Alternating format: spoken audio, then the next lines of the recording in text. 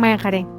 Agarda siz ozgina semirib qolsangiz, hamma sizni bu ko'p ovqat yeydi deb aytadi. Agar aksincha ozib ketsangiz, bu точно kasal deyshadi. Agar zo'r kiyinib yursangiz, o kuchayib ketibdi deyshadi. Oddiyroq kiyinib yursangiz, ishlari bo'lmayaptimi deyman deyshadi. Agar siz jiddiy bo'lsangiz, kibrli deyshadi. Agar siz quvnoq bo'lsangiz, betayin deyshadi. Agar siz yuzga gapirsangiz, bezbet deyshadi. Agar siz umuman gapirmasangiz, pismiq deyshadi. Agar omadingiz kelib qolib ishlaringiz zo'r bo'lib ketsa, точно kimdir bor deyshadi. Ishlaringiz ozgina orqaga ketsa, sinib qopti deyshadi. Agarda siz dam olsangiz, unda dangasa deyshadi. Agar siz ishlab pul topsangiz, pulga mukkasidan ketgan deyshadi. Agarda siz haqiqatni gapirsangiz, o'zidan aqlli yasab olgan deyshadi. Agar hech kimga shizza demasangiz, unda o'zicha alohida yuradi deyshadi. Xullas, odamlar nima qilishingizdan qat'iy nazar baribir gapirishadi.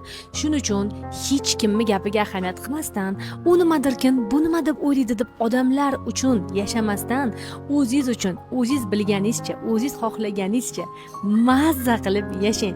Bu hayot sizniki, odamlarniki emas. Odamlarga qo'yaversangiz, aytganimdek, har qanaqa vaziyatda ham gapiraverishadi.